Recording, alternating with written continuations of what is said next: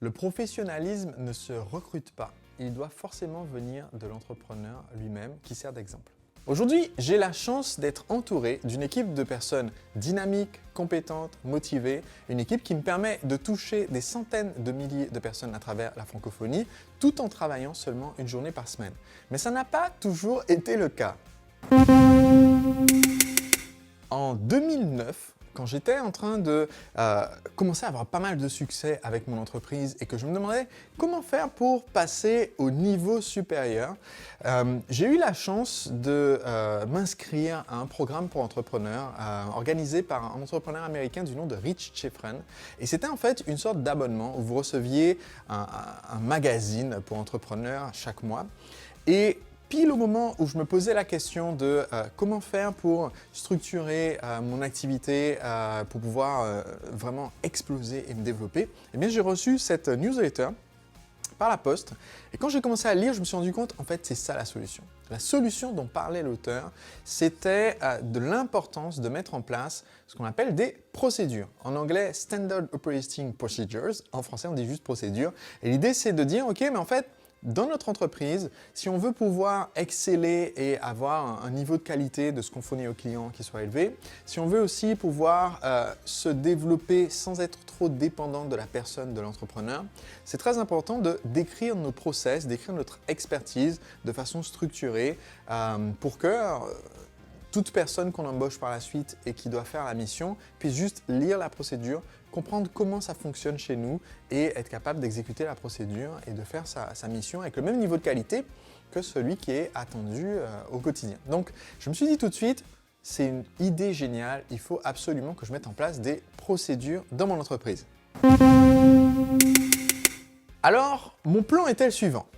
Puisqu'il fallait que je mette en place des procédures afin de pouvoir par la suite déléguer et me libérer du temps, et puisque j'étais déjà très occupé à ce moment-là, eh bien, je me suis dit, ce qu'il me faut, c'est recruter quelqu'un qui soit une sorte de un manager de projet un peu, je vais donner à cette personne en fait cette newsletter qui explique comment faire des procédures, et je vais lui dire, ta première mission, c'est de créer ce qu'on appelle la procédure mère. Donc, si vous faites un manuel de procédure, la procédure la plus importante dans votre manuel de procédure pour votre entreprise, c'est la procédure qui dit comment faire une procédure.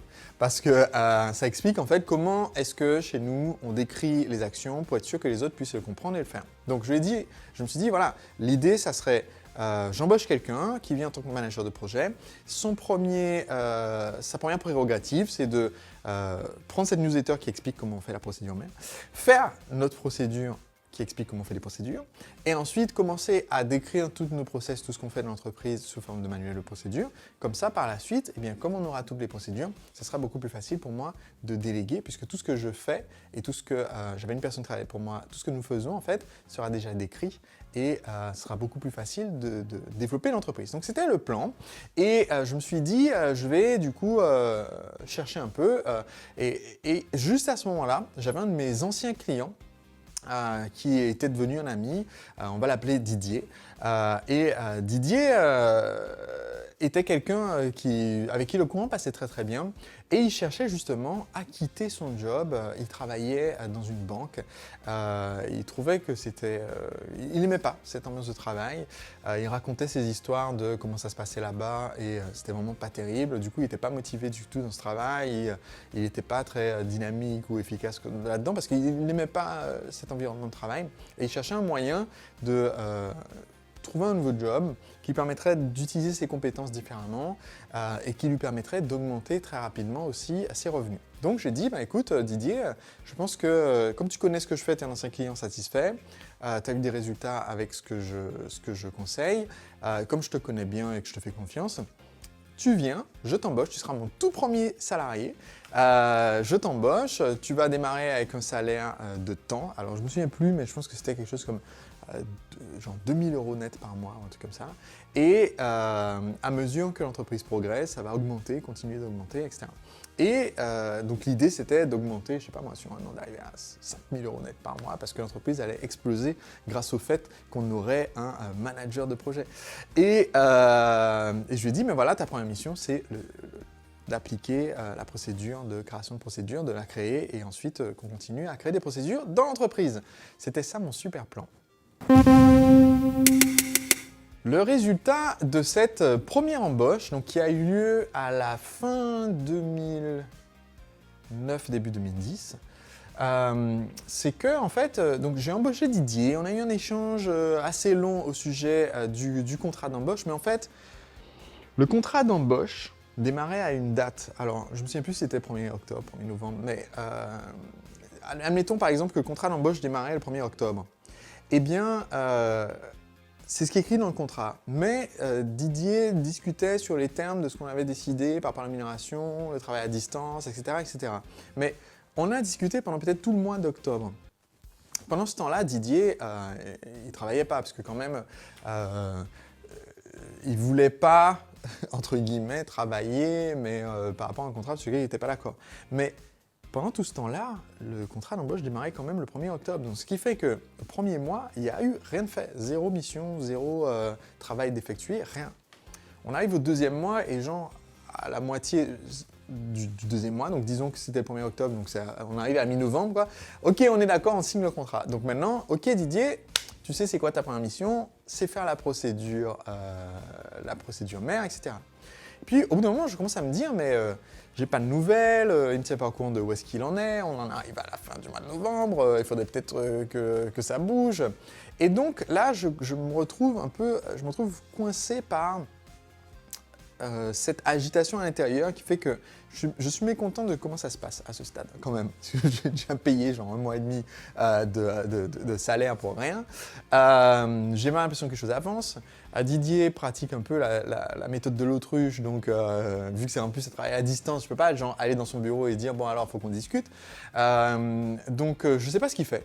Je ne sais pas ce qu'il fait. En plus, moi, à l'époque, j'ai tendance à éviter le conflit. Donc, je me suis dans une situation, j'évite le conflit, je ne discute pas. Donc, je ne parle pas trop avec Didier pour lui dire « what the fuck ». Donc, je ne sais pas ce qui se passe. Et passe encore, donc on arrive à la fin genre, du deuxième mois, il y a toujours… Je ne sais pas ce qui se passe, mais je paye. Et en fait, il me dit qu'il avance. Il dit qu'il avance pour faire cette procédure. Ça a l'air d'être compliqué apparemment de faire ce document. Et ce qui s'est passé, c'est que j'avais offert à Olivier Roland, qui était à l'époque mon client de consulting, et je lui avais offert en fait de donner à ses clients une webconférence que j'allais co-présenter avec lui pour expliquer les stratégies marketing que ses clients pouvaient utiliser dans l'entreprise. Et comme du coup on était devenu assez proche avec Olivier, je lui ai dit écoute, j'ai un conseil à te demander et je lui ai raconté un peu la situation. Et par chance, en fait, bien que pour son entreprise en ligne, c'est moi qui ai aidé Olivier à lancer son entreprise en ligne, mais en fait Olivier était déjà entrepreneur depuis en fait plus longtemps que moi, puisqu'il avait une société de dépannage informatique basée à Lille et il avait eu des salariés. Et il avait en fait commis aussi des erreurs dans ses premières embauches et tout. Et il m'a dit, écoute Sébastien, là, entre guillemets, t'as embauché une pomme pourrie, quoi. Le mec, il va rien faire, il va toujours être dans une situation soit de victime, soit de bourreau, mais tu vas toujours avoir une situation de conflit où tu vas avoir l'impression que c'est ta faute et que tu es coupable si le mec il fait rien. Donc tu es en train de te faire avoir là Sébastien. Il me dit, écoute, il faut que tu confrontes et que tu mettes fin à son contrat. Donc là, c'était encore plus un niveau de stress supérieur pour moi parce que j'avais jamais fait de licenciement puisque c'était ma première embauche. Je savais pas trop comment le mec il allait le prendre, est-ce que ça allait mal tourner, est-ce que ça allait être violent, etc. Donc ça m'a pris encore du temps pour réagir, ce qui fait que on est sorti de la période d'essai qui était dans le contrat. Donc maintenant, c'est plus juste une rupture de période d'essai, c'est un licenciement, donc avec toutes sortes de complications que je n'avais absolument pas envie de gérer évidemment à l'époque. Et le bilan de l'affaire, c'est qu'au final, Didier est resté 4 mois dans l'entreprise. Entre son salaire, les charges sociales, les charges patronales, la procédure de licenciement, les indemnités, ça m'a coûté 17 000 €. Et en plus, le manque à gagner aussi. Parce que tout le temps que je passe à m'occuper de Didier, c'est du temps que je ne passe pas à vendre mes produits. Et donc, ça se voyait, à l'époque, je faisais une courbe, en fait, un graphique des comptes de l'entreprise. Et on a ce graphique comme ça qui avance comme ça progressivement dans la première année et demie et tout. Et où justement, je voulais l'accélérer parce que je me disais, ben voilà, si j'embauche quelqu'un, je fais des procédures et tout, ça va me permettre d'accélérer la croissance. Mais en fait, première embauche est ici, donc on arrive comme ça, tac, tac, tac, première embauche. Et là, ça commence à descendre, à descendre, à descendre, jusqu'à ce qu'on se retrouve dans le négatif de plusieurs milliers d'euros, discussion avec le banquier et tout. Parce qu'en fait, toute mon attention était sur ce conflit avec Didier. Je restais comme ça. Donc, au total, il m'a coûté 17 000 euros. À une époque où ma boîte faisait 190 000 euros dans l'année de chiffre d'affaires, donc c'est quand même une partie importante du chiffre d'affaires de l'année. Et une quantité de stress et tout ça pour me livrer au final, Didier a quand même fait une page de procédure, quand même en 4 mois, un document Word d'une page. Mais comme il n'était pas content d'avoir été licencié, il ne me l'a jamais donné. Donc, j'ai payé 17 000 euros pour une feuille de papier que je n'ai jamais reçue. Ça a été effectivement une leçon et un apprentissage assez énorme. Donc, qu'est-ce que j'en ai retiré de cette formidable épopée et formidable aventure de ce tout premier recrutement? Tout d'abord, j'ai appris de ce premier recrutement que, en fait, si ça ne fonctionne pas, il vaut mieux dire stop tôt que tard. C'est une leçon que j'ai déjà partagée dans un précédent épisode, dans une autre occurrence, mais je me suis rendu compte, ok, en fait, la procédure pour arrêter de travailler avec quelqu'un, c'est stressant, c'est anxiogène, j'aime pas faire ça, mais en fait, le stress de cette période de mettre fin à son contrat et de lui dire au revoir était quand même un stress beaucoup plus agréable que le stress de la période où clairement c'était pas en adéquation cette personne avec ce que je voulais faire. Et donc voilà, en fait, il vaut mieux avoir un stress qui vous amène là où vous voulez aller, c'est-à-dire quand vous traversez le désert, le dernier kilomètre de désert, en voyant l'oasis au bout de « ok, à la fin, je m'en sors », est beaucoup plus facile que quand vous en êtes au milieu du désert et que vous ne voyez pas l'oasis. Donc c'est plus facile à vivre, c'est plus difficile de se faire la décision, mais c'est plus facile à vivre une fois qu'on dit « ok, on arrête les conneries ». Une autre chose que j'ai apprise en fait, c'est d'éviter de recruter des gens dans mon équipe qui sont des amis avant. Parce que du coup, ça biaisait en fait, je me suis rendu compte que je ne savais pas en recruter. Même mes recrutements suivants, j'ai essayé de mieux faire, mais je ne savais toujours pas. C'est juste, il a fallu du temps avant que je me rende compte, ok, à un moment donné, c'est une compétence, il faut que j'apprenne à le faire. Mais je me suis rendu compte, ok, recruter quelqu'un qui est avant tout un pote, ça fait qu'on n'est pas objectif sur ce recrutement et qu'on risque de se tirer une balle dans le pied. Et enfin, ce que j'ai vraiment retenu, qui a fait une différence énorme par la suite dans ma vie d'entrepreneur, c'est qu'en fait, on ne peut pas déléguer la création des procédures. En fait, dans votre entreprise, la personne qui doit écrire une procédure sur comment faire une tâche, c'est la personne qui fait la tâche en question. Donc, si vous voulez avoir des procédures qui expliquent comment faire votre facturation, c'est la personne qui fait actuellement la facturation de l'entreprise qui doit le faire. Si c'est vous qui devez le faire. Ça, c'est la première chose. Celui qui fait une procédure, c'est celui qui en est responsable. Ça veut dire aussi que pour lancer le processus et pour créer la première procédure, celle qui dit voilà comment ça fonctionne dans notre boîte, toutes les tâches sont décrites par des procédures. La procédure mère, c'est forcément vous, l'entrepreneur, qui devez la faire. Vous ne pouvez pas embaucher quelqu'un pour lui dire il faut le faire. Pourquoi? Pour deux raisons.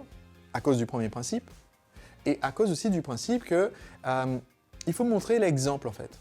C'est impossible d'avoir des gens qui sont motivés chez vous pour faire que les choses soient carrées si vous, l'entrepreneur, vous êtes complètement un électron libre et vous refusez de vous soumettre à l'idée de créer des procédures. Ça ne marchera pas en procédant comme ça. Et il m'a suffi de cette expérience pour l'apprendre et pour dire ok, je vais apprendre à faire moi-même mes procédures. J'ai lu un excellent livre dont j'ai déjà parlé, je pense, sur ma chaîne dans les lectures du lundi. Ce livre s'intitule « Work the System » de Michael Carpenter. Et il explique en fait tout le principe de comment est-ce qu'on crée les procédures, qu'est-ce qu'on doit dire dedans, comment ça se présente, à quoi ça ressemble, et ensuite comment on délègue. Et du jour au lendemain, comme ça m'a permis de mettre en place ce système. Et c'est ce qui fait que maintenant, dans mon entreprise, on a plusieurs centaines de procédures qui décrivent tout, comment on réalise ses podcasts par exemple, comment on les met en ligne, comment on crée les formations, comment on accompagne les clients, comment on fait les factures, comment on répond aux questions qu'on reçoit en service client. comment travailler avec les partenaires. Tout ça, c'est décrit aujourd'hui par des procédures parce que j'ai lancé cette réflexion, moi, en étant l'exemple et non plus en essayant à tout prix de déléguer cette partie de création du manuel de procédure.